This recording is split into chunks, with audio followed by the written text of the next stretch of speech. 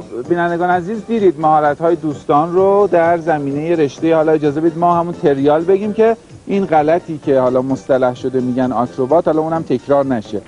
تیم تریال ما به همراه کاپیتان تیم ملی دوچرخه سواری کوهستان آقای رهنما میهمان برنامه امروز صبح آمد هستند و هنرنمایی‌هاشون رو دیدیم. البته سعی کردیم دکور رو هم یه جوری تغییر بدیم، این میزاینا رو کشیدیم کنار تا این دوستان فضای کافی رو داشته باشن برای اجرای حرکات خودشون. آقای رهنما برای ما میفرمایید که اولا این راجع به این تجهیزات و خود سیستم ایمنی بدنتون هم یه سیستم محافظی داره، توضیح بدید که دقیقاً به چه شکل هست؟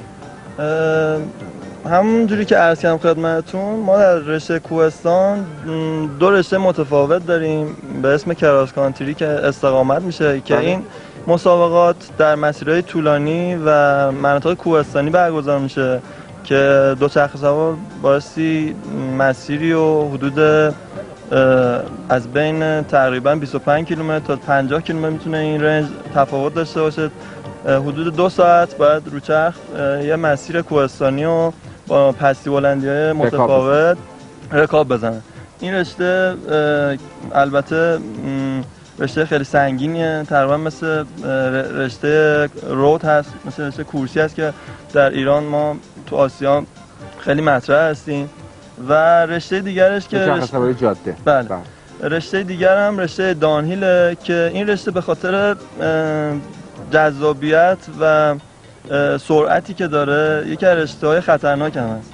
یعنی این رشته با دوچرخه سوار باید یه مسیر سرازیری و تقریبا یه مسیر حدود بین 1 تا 3 کیلومتر رو تو تایم بین 2 تا 5 دقیقه طی کنه که این رشته تقریبا مثل اسکی سرعته که به صورت انفرادی برگزار میشه و ورزشکاران باید وسایل ایمنی خیلی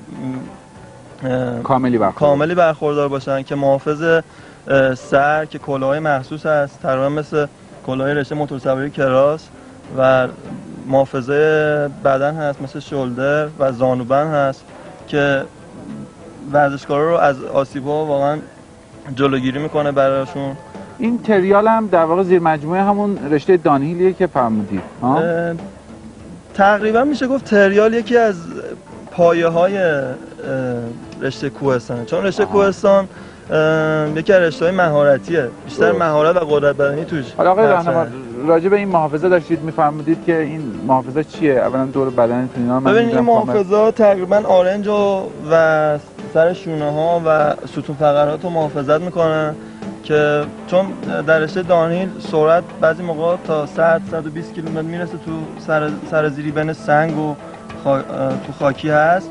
وقتی ورزشکار اگه احیانا خدا نکنه بخوره زمین، چون موتورسواری کراس و محافظه بدن هست مثل شولدر و زانوبند هست که ورزشکارا رو از آسیب‌ها واقعا جلوگیری میکنه براشون. این تریال هم در واقع زیر مجموعه همون رشته دانهیلیه که فرمودید.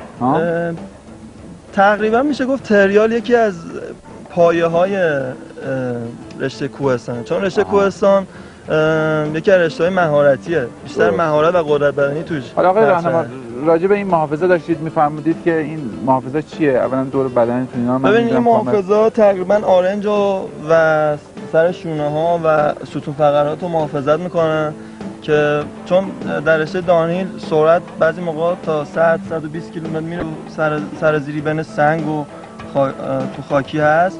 وقتی ورزشکار اگه احیانا خدا نکنه بخوره زمین، چون کنترلی از خودش نداره این وسیله رو استفاده میکنن که آسیب کمتری به بدن برسه.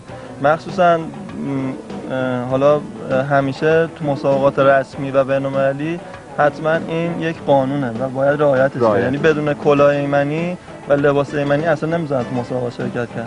خیلی متشکرم. آقای رهنما اجازه بدید حالا چون وقتم ضیق است دوستان دیگر هم هستن، این دو برادر و همینطور آقای نوری هم صحبت بکنن. آقا کوروش بودی. آقا کوروش برای ما بگید که تمرینات شما چه جوریه؟ به چه شکل تمرین میکنید؟ چه حالا تمرینات تعادلی بیشتر، تمرینات استقامتی نرمشینا هم دارید؟ یه مقدار توضیح بدید در مورد شیوه آمادگی برای این رشته.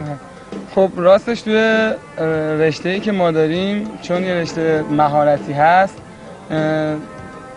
باید اکثرا جاهایی باشیم که از موانع مثلا میشه گفت مصنوعی از موانع مصنوعی استفاده کنیم به طوری که مثلا مثلا بهترین جاهایی که مثلا چون تو ایران هیچ گونه پیست و مثلا بقیه ورزشی که بهش نمیرسن، متأسفانه تو رشته ما هم برخلاف سایر کشورهای جهان اصلا نه مسابقاتش هست نه پیستی که بخوان ما رو تامین کنن در این زمینه که بخوایم توش تمرین کنیم. حالا خوب اشاره خوبی کردی. این قصدی هست برای انجام مسابقات یا شرکت در مسابقات خارجی که برگزار میشه؟ همچین چیزی هست در کار راستش؟ اگه بخوایم اونجوری مثلا مقایسه کنین، سطح دوچرخه سواری تو ایران شاید از نظر بخواین مقایسه کنین از رشته‌های مثل فوتبال نسبت به کشورهای دیگه ما جلوتر هستیم. یعنی شاید مثلا اگه فوتبال ما نسبت به تیم قوی اروپایی خیلی ضعیف‌تر باشیم، تو دوچرخه سواری ما داریم کسایی که خیلی کمتر هستیم، ولی متأسفانه به این ورزش‌ها نمیرسن. ولی مثلا فقط بودجه برای فوتبال حالا کشتی که ورزش ملیه، ولی اینجوریه که بیشتر به این ورزش میرسن. به خاطر همین ما هنوز پیستی نداریم و اگه به نظر من اگه داشته باشیم خیلی علاقه‌مند میشیم، چون کار نمایش قشنگیت تو همه جهان مسابقه داره، ولی اینجا حالا در هر چند نفر در ایران فکر می‌کنید به صورت حرفه‌ای مثل شما دارن این کارو تعقیب میکنن، به این رشته میپردازن به صورت حرفه‌ای؟ داریم اصلا کسی رو؟ یا خب توی ایران به دلیل نبود چرخای این رشته حتی مثلا چیز باشه، تعداد کسایی که این رشته رو دنبال میکنن چون چرخی که هم کمه هم قیمت چرخ باله، تعدادشون انگوش شماره، زیاد بالا نیست. ولی خب میگم اگر رسیدگی بشه خب خیلی بیشتر میشه دیگه. بالاخره هم چون رشته‌ای که همه جوونا بهش علاقه دارن، حتی یه بچه‌ش 4-5 ساله وقتی راه میفته علاقه داره که چرخ سوار شه. بیشتر از این که چیزشه همه میره سراغ چرخ سواری، ماشین، موتور. ولی حالا خیلی ممنون، متشکرم. اجازه ادامه صحبت ها رو از زبان برادرتون بشنویم. آقا داریوش شما بگو ببینیم بالاخره کجا تمرین میکنید؟ خارج از شهر؟ حالا این جایی که با توجه به اینکه مضیقه دارید برای موانع طبیعی یا موانعی که ایجاد بشه داخل شهر که نمیشه، فکر کنم تو خارج من دیدم تو این تو پارک ها اینا. نه اینجا متاسفانه تو پارک ها که به ما اجازه نمیدن. بله، یعنی تا میری با بیل و کلنگ دنبالمون میکنن. این هیچی. ولی دست درد نکنه. دست درد. نه ولی ما بیشتر تمرین هم خیابون ولیعصر، یعنی بچه‌ها تو خیابونا پیاده رو. اونم جای مناسبی نیست برای این کار. نه یعنی گوشه پیاده رو مانع‌های طبیعی، چون پیست خاصی که ما نداریم که بریم تمرین، یا مانع خاصی بالاخره بلوکی جایی که پیدا می‌کنیم میریم بالا تمرین و این کارا بالاخره خودمون راه با توجه به اینکه چند سال دقیقاً دارید چرخ سواری رو اصلا کم شروع کردم. من BMX قدیم سوار می‌شدم، ولی رشته کوهستان حدود 1 سال کلا چرخ خریدم و به صورت حرفه‌ای دنبال می‌کنم. آقای یوسفی گناه دارن با آقای شبخی صحبت کنیم، یه مقابله اینجا براشون بچینیم کار کنن. آره دیگه، حالا چه فضای خوبی براشون موانع رو تهیه کردیم، این سکوها رو درست کردیم براشون. امیدواریم که خب به هر حال به این رشته هم به هر حال بهای بیشتری داده بشه، هم جذاب آقای حاج عبداللهی، هم تماشاییه، همین که خب به هر حال استعدادهایی هستن خودشون می‌بینید با امکانات کم خودشون با هزینه شخصی ظاهرا تهیه کردن 2 تا از این دوچرخه‌ها رو که خیلی هم گرون قیمت هستن. به هر حال این دو برادر من دیدم دارن. آقای نوری شما هم که ساکتی چند سالته؟ من متولد 64 هستم. متولد 64. 19 سالتونه دیگه. حالا چند ساله که شما دارید؟ من این رشته رو به صورت حرفه‌ای حدود 2 سال و نیمه که دارم ادامه میدم. رشته کوهستان که آقای رهنمند توش. بله. شما عضو تیم تهران هستید در واقع. البته ببخشید من بگم ایشون از اجازه بدید بدون میکروفون نمیتونید صحبت بکنید. ببخشید آقای نوری از بچه‌هایی هستن که خیلی جوونن و اخیراً هم یکی از قهرمانای کشور شدن و ان که در سال آینده تیم ملی هم راه پیدا میکنن با استعدادی که در ایشون هست. ولی ایشون در کنار رشته کوهستان و دانهی رشته تریال هم کار میکنن که در این رشته استعداد خاصی دارن. چون همونجوری که عرض کردم این رشته اصولا یکی از پایه‌های رشته کوهستان است و خیلی مناسبه که بچه‌ها که میخوان کوهستان کار کنن این رشته هم در کنارش کار بکنن، به خاطر همین که قدرت بدنی بالایی میخواد رشته کوهستان که این رشته به اونا میده این کارو و مهارتشون هم بالا میبره که در رشته کوهستان خیلی مهم و موثره. بسیار خیلی ممنون. یوسفی ببخشید من یه سوال کوچیک از آقا کوروش بکنم بریم دیگه برای خداحافظی و بخش بعدی برنامه. آقا کوروش من گفتم حرکات آکروباتیک رو نگاه میکنیم، در این رشته باید بگیم چی رو نگاه میکنیم؟ توجهتون رو مثلا جلب میکنیم چه حرکتی؟ به رشته بسیار زیبای تریال. تریال دیگه، تریال رو گفتن. تریال معادل فارسی براش پیشنهاد نشده ها؟ نداره. من فکر میکنم حالا ایشون به خاطر اینکه ببخشید معذرت میخوام شرمنده. این کلمه تقریبا ما تو به خاطر اینکه تو ایران هنوز خب بله معادله نداره.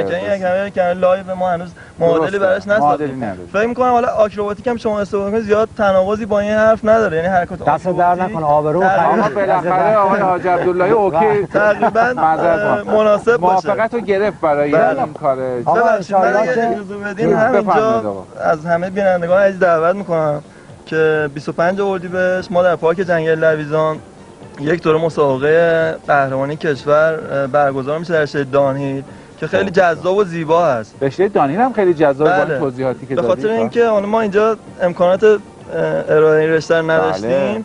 من از بینندگان عزیز دعوت میکنم 25 اردیبهشت تشریف بیارن پارک جنگل لویزان جنب هتل شیان. اونجا مسیر خاص بله. سرازیر رو فراهم شده برای اونجا اون مسیر طراحی شده و این مسابقه از طریق فدراسیون برگزار میشه و قهرمانان کشور اعضای تیم ملی همه حضور دارن. همینجا از همه دعوت میکنم که ان شاءالله من به شخص علاقه‌مندم خودم آقای راهنما اگر بودم اون روز فرصت داشتم حتما بیام. خیلی ممنون، خوشحال میشیم ان شاءالله در خدمتتون هستیم. به هر حال خیلی متشکرم آقای راهنما، هم شما هم دوستان عزیز آرزوی موفقیت میکنیم ان شاءالله هر جا که هستید دفعات بعد شما رو در مسابقات خارجی ان شاءالله ببینیم، روی سکو ببینیم و برای شما هم در تیم ملی از تیم ملی هم بگید توی پرانتز های هاشم زاده یه لحظه تیم ملی دوچرخه سواری کوهستان ما وضعیتش چجوریه از لحاظ والا تیم ملی کوهستان ما برای بازی‌های آتیش ما در شهریور ماه اخیر در مسابقات ژاپن شرکت کردیم که مسابقات هم تونستیم از لحاظ تیمی رتبه خوبی کسب کنیم. برای از انفرادی به خاطر اینکه ما تقریبا 3 سال بود توی مسابقات شرکت نکرده بودیم رتبه‌های انفرادی خوبی نتونستیم کسب کنیم به خاطر اینکه ما هر چقدر در این مسابقات شرکت نکنیم اختلاف تیم‌های دیگه با ما خیلی زیاد میشه و همینجا از مسئولین واقعا مسئولین ورزشی کشور سازمان طراحی فدراسیون خواهش می‌کنم که اجازه بدن این تیم و این بچه‌ها با استعدادایی که هست با هزینه‌ای که واقعا خودشون کردن با تمرینایی که واقعا خودشون دارن انجام میدن اجازه بدن این تیم حداقل اعزام بشه فقط تا ما بتونیم واقعا نتیجه بگیریم ان شاءالله. من فکر می‌کنم تا اونجایی که من می‌دونم تو جاده و کوهستان ما وضعیت به مراتب بهتری داریم تو دوچرخه سواری تا پیست. خیلی متشکر عزیزانمون رو به خدای بزرگ میسپاریم. آقای حاج عبدالله شما صحبتی اگه ندارید بریم قسمت بعدی برنامه. خدای بزرگ میسپاریم. به اتفاق بینندگان عزیز با این عزیزان خداحافظی می‌کنیم. یه گشتی می‌زنیم سر به اتاق فرمان می‌زنیم بخش بعدی برنامه رو با هم تماشا می‌کنیم. باز در خدمت شما هست. خیلی متشکرم آقا لطف کردین تشریف ممنون. متشکرم آقا.